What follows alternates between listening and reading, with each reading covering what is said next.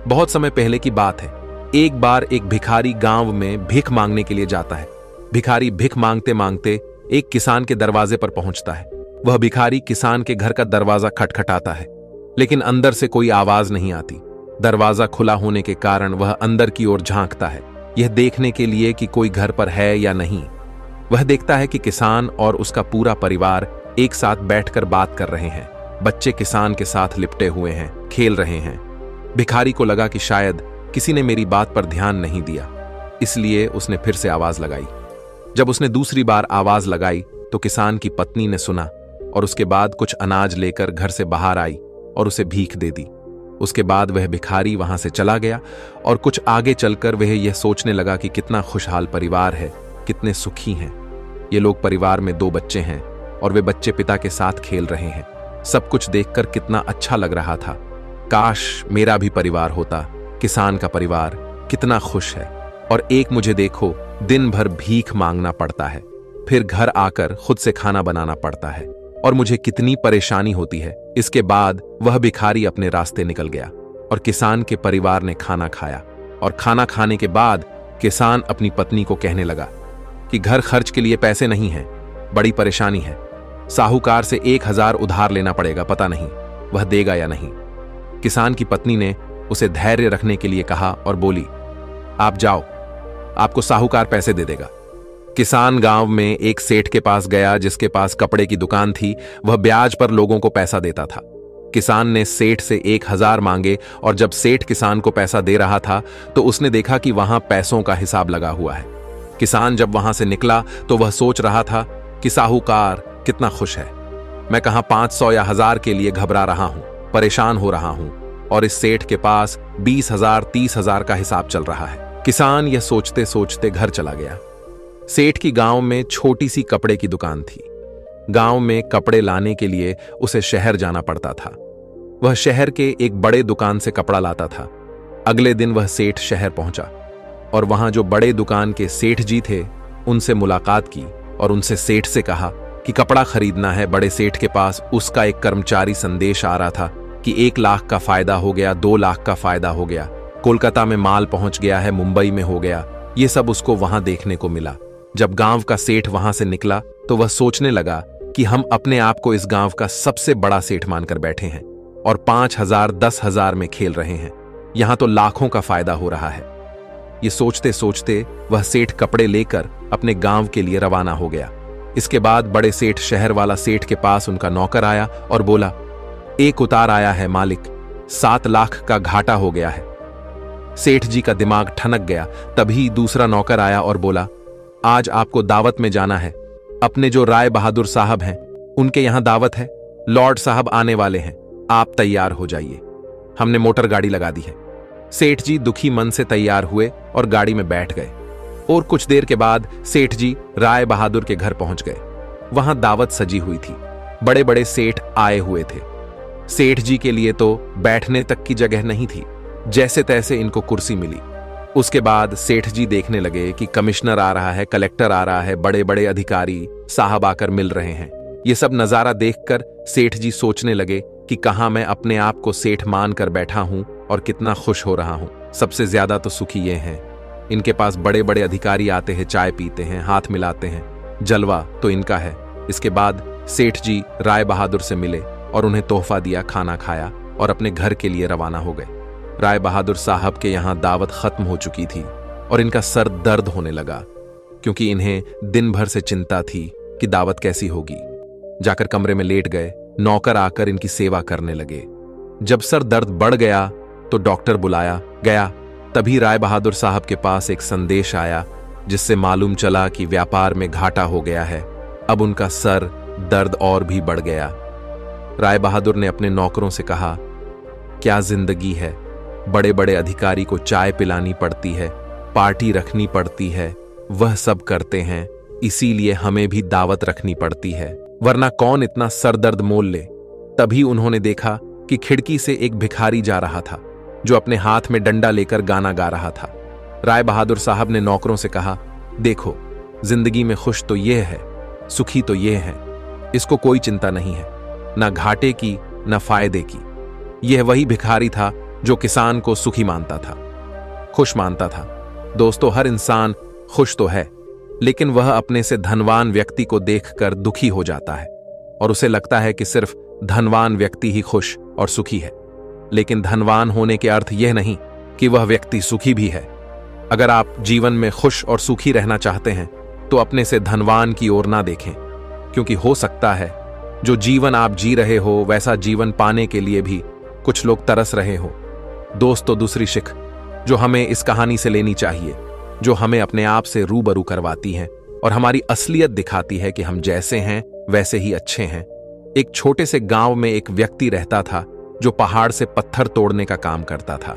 उस व्यक्ति को अपनी जिंदगी से कोई शिकायत नहीं थी।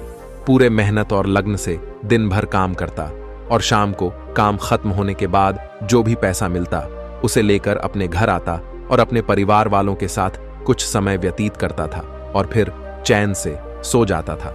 ऐसा करते हुए उसे कई साल बीत गए थे। हर दिन की तरह वह अपना काम खत्म करके घर वापस जा रहा था। रास्ते में चलते चलते उसके मन में एक ख्याल आया कि यह भी कोई जिंदगी है। मैं सुबह से शाम तक पत्थर तोड़ने का काम करता हूं और शाम में मुझे थोड़े से पैसे मिलते हैं, जिससे मुश्किल से मेरे और मेरे परिवार का गुजारा हो पाता है। शायद आज मुझे कहीं से कुछ ऐसी शक्ति मिल जाए जिससे मैं जो चाहूं वह पूरा हो जाए। वह घर गया, खाना खाया, लेकिन उसका ध्यान खाने की ओर नहीं था। उसके दिमाग में बस एक ही ख्याल था कि काश मुझे कोई ऐसी अलौकिक शक्ति मिल जाए जिससे मैं जो चाहूं हासिल कर सकूं। वह इस बात को सोचते सोचते सो गया। फिर नींद आने के बाद उसे एक सपना आया। सपने में उसने देखा कि वह रोज की तरह अपना काम खत्म करके घर लौट रहा था। तभी रास्ते में उसे एक बहुत बड़ा घर दिखा। तभी उसके मन में विचार आया, काश यह घर मेरा होता और मैं इसका मालिक होता। और उसका इतना सोचते ही वह उस घर का मालिक बन गया। उसको यकीन ही नहीं हो रहा था कि उसने जो सोचा वह पूरा हो गया। लेकिन उसकी खुशी अधिक देर तक नहीं टिक पाई। अचानक से एक शोर सुनाई दिया। उसने देखा कि उसके घर के बाहर से एक रैली निकल रही है, जिसमें बीचों बीच एक राजनीतिज्ञ है। उसे देखकर वहां खड़े लोग उसके नाम के नारे लगा रहे थे और सब उसको देखने के लिए तड़प रहे थे। तब उसको यह एहसास हुआ कि मैं कितना छोटा हूं, मेरा तो कोई अस्तित्व ही नहीं है इस राजनेता के समक्ष। काश मैं एक राजनेता होता और मेरे पास इतनी क्षमता होती। उसके इतना सोचने की देर थी कि वह राजनेता बन गया। उसके खुशी का ठिकाना नहीं रहा, क्योंकि उसके पास हजारों लोगों की भीड़ थी और सब उसको देखने के लिए तरस रहे थे। लेकिन उसकी यह खुशी भी ज्यादा देर भी टिक नहीं पाई, क्योंकि धूप बहुत ही तेज थी और उस राजनेता को इतनी धूप में खड़े रहने की आदत नहीं थी। उसे चक्कर आया और वह बेहोश हो गया। फिर उसे एहसास हुआ कि यह राजनेता सबसे ताकतवर नहीं है, ये जो सूरज है ये सबसे ताकतवर है। उसके मन में आया कि काश मैं सूरज होता, मेरे आगे कोई टिक नहीं पाता। उसको इतना सोचने की देर थी और वह सूरज बन गया। वह खुशी से पागल हो गया। पूरी दुनिया को यही रोशन कर रहा था। दुनिया में ऐसा कोई इंसान नहीं था जो उसकी रोशनी को रोक सके। लेकिन उसकी यह खुशी भी टिक नहीं पाई, क्योंकि कुछ ही समय बाद आसमान में काले बादल आए और रोशनी को रोक दिया। फिर उसको एहसास हुआ कि कोई है जो मेरी रोशनी को भी कोई रोक सकता है। उसके मन में यह ख्याल आया कि काश मैं बादल होता, और वह बादल बन गया। उसको ऐसा लग रहा था कि वह आसमान में उड़ रहा है और वह जहां चाहे वहां जा सकता है। लेकिन कुछ देर बाद एक हवा का झोंका आया जो उसे उड़ा ले गया। उसे एहसास हुआ कि बादल सूरज की रोशनी को रोक सकता है, लेकिन हवा को नहीं, क्योंकि यह हवा उसे बहा कर ले गई। फिर उसके मन में यह विचार आया कि काश में हवा होता, और वह हवा बन गया। हवा बनने के बाद उसने अपने अंदर एक अलग सी ऊर्जा महसूस की और सोचा कि मैं जिसको चाहूं उसे उड़ाकर ले जा सकता हूं। उसको यह विश्वास होने ही वाला था कि इस दुनिया में सबसे ताकतवर मैं हूं। लेकिन तभी उसके सामने एक पहाड़ आया। उसने पूरी ताकत लगा दी, लेकिन उस पहाड़ को नहीं हिला सका। उसको यह एहसास हुआ कि कोई है जो हवा से ज्यादा शक्तिशाली है, जिसमें हवा को रोकने का भी दम है। फिर उसके मन में यह ख्याल आया कि काश में पहाड़ होता, और वह पहाड़ बन गया। लेकिन हर बार की तरह उसकी खुशी ज्यादा देर तक नहीं टिक पाई। एक जानी पहचानी आवाज उसे सुनाई दी और साथ ही साथ उसको दर्द होने लगा, जैसे कि कोई है जो उसे तोड़ रहा है, मार रहा है। तब वह दर्द से चीखने लगा और उसके मन में आया, मैं वह बन जाऊं जो पहाड़ को तोड़ने का दम रखता है। लेकिन इस बार उसकी यह ख्वाहिश पूरी नहीं हुई। वह चीखने लगा, चिल्लाने लगा, अपनी पूरी ताकत लगा दी, लेकिन इस बार वह नहीं बन पाया। उसका दर्द बढ़ता ही चला जा रहा था। उस दर्द के कारण उसकी नींद खुली तो उसके सामने एक शीशा था। उस शीशे में खुद को देखा तो समझ आया कि मैं वह क्यों नहीं बन पा रहा था जो बनना चाह रहा था, क्योंकि असलियत में मैं वही हूं। दोस्तों, किसी से कुछ सीखना अच्छी बात है, लेकिन अपना अस्तित्व को भुलाकर किसी और के अस्तित्व को अपना लेना खुद का एवं साथ ही उस ईश्वर रूपी कारीगर का भी अपमान करना होता है जिसे आपको सबसे अलग बनाया है। हम भूल जाते हैं कि हम सभी में एक ऐसी खासियत होती है जो हम सबको खास बनती है, बस उसे हमें खुद के अंदर तलाश करना होता है। इसलिए आप जैसे भी हैं, आप अच्छे हैं। आपको किसी के भी जैसा बनने की कोई जरूरत नहीं है। आप जैसे भी हैं सर्वश्रेष्ठ हैं। अगर आपको कुछ बनना है तो अपने आप को पहचाने, अपनी क्षमताओं को पहचाने और अपना श्रेष्ठ संस्करण बने। और तिच्छारी सीख जो हमें इस कहानी से सीखनी चाहिए, एक गांव में एक राजा था जिसने अपने जीवन काल में कई लड़ाइयां जीती और काफी हद तक अपने साम्राज्य का विस्तार किया था, क्योंकि समय के साथ राजा की सूझबूझ और साहस के कारण साम्राज्य बढ़ता गया। राजा या तो अपने शत्रुओं को परास्त करके वहां अपने साम्राज्य का झंडा गाड़ देता था या फिर शत्रु स्वयं उसके सामने आत्मसमर्पण कर देता था। साम्राज्य के अंदर भी सुख और शांति का माहौल था। लोग बिना किसी डर के खुशी से रहते थे। इसी तरह उनका जीवन अब 56 वर्ष का हो गया था। राजा बहुत खुशी और धूमधाम के साथ रहता था, लेकिन अब वह वयस्क हो चुका था। उसका एक ही बेटा था जिसकी उम्र सिर्फ 16 साल की थी। राजा जानते थे कि इतने बड़े साम्राज्य पर शासन करने के लिए उम्र से ज्यादा समझदारी और कुछ महत्वपूर्ण बातें मायने रखती हैं। जो इन बातों को अपना लेता है वह इतने बड़े साम्राज्य पर आसानी से शासन कर सकता है। तभी एक दिन राजा ने अपने बेटे को अपने कक्ष में बुलाया और कहा कि सुनो बेटा, ऐसा नहीं होता। इससे कोई फर्क नहीं पड़ता कि आप 16 साल के हैं या 56 साल के। दुनिया आपकी हैसियत के मुताबिक आपकी इज्जत करेगी। हर कोई चाहता है कि लोग उसकी इज्जत करें, उसे मजबूत समझे, लेकिन यह इतना आसान नहीं है। अगर आप चाहते हैं कि लोग आपका सम्मान करें तो सबसे पहले यह याद रखें, कभी भी किसी से आपका खुद का सम्मान करने के लिए ना कहे, किसी से सम्मान की भीख ना मांगे। ये कमजोरी की निशानी है, क्योंकि सम्मान लोगों के लिए एक शक्ति है। आप बने इतना अनमोल और शक्तिशाली ताकि उन्हें आपका सम्मान करना पड़े। क्या आप जानते हैं लोग समुद्र का सम्मान क्यों करते हैं? क्योंकि वह किसी को भी उसका सम्मान करने के लिए नहीं कहता है। समुद्र की शक्ति से प्रभावित लोग उसका सम्मान करते हैं क्योंकि वह शक्तिशाली है। लोगों के मन में समुद्र के प्रति सम्मान के अलावा आपके पास उस तरह की ताकत बनने का कोई और तरीका नहीं है ताकि लोगों को किसी भी स्थिति में आपका सम्मान करना पड़े। इसके लिए आप स्वयं को जीवन के हर पहलू में मजबूत और शक्तिशाली बनाएं। अपना वादा हमेशा पूरा करें, इससे आपको स्वचालित रूप से सम्मान मिलेगा। साथ ही दयालु बने और दूसरों का भी सम्मान करें। ये याद रखें कि हमेशा दूसरों से सीखते रहे। कुछ ना कुछ घटित होता रहता है। आप कभी भी सब कुछ नहीं जान सकते। जीवन की वास्तविक शिक्षा भी वास्तविक जीवन से ही मिलती है। युवावस्था में आप जितनी अधिक चुनौतियों का सामना करेंगे, आप उतने ही अधिक मजबूत बनेंगे। आने वाले समय में आप और अधिक प्रगति करेंगे। ये जीवन का वह समय है जहां आपको लड़कियों के प्यार में नहीं पड़ना है, बल्कि खुद को मजबूत बनाने पर ध्यान केंद्रित करना है। जब आप एक अनमोल और शक्तिशाली व्यक्ति बन जाएंगे, ताकि जब आप बनना चाहें तो यह अपने आप आ जाए। अपने जीवन में बेहतरी लाएं और आगे बढ़ना शुरू करें तो कुछ लोग आपको पीछे खींचने की कोशिश करेंगे।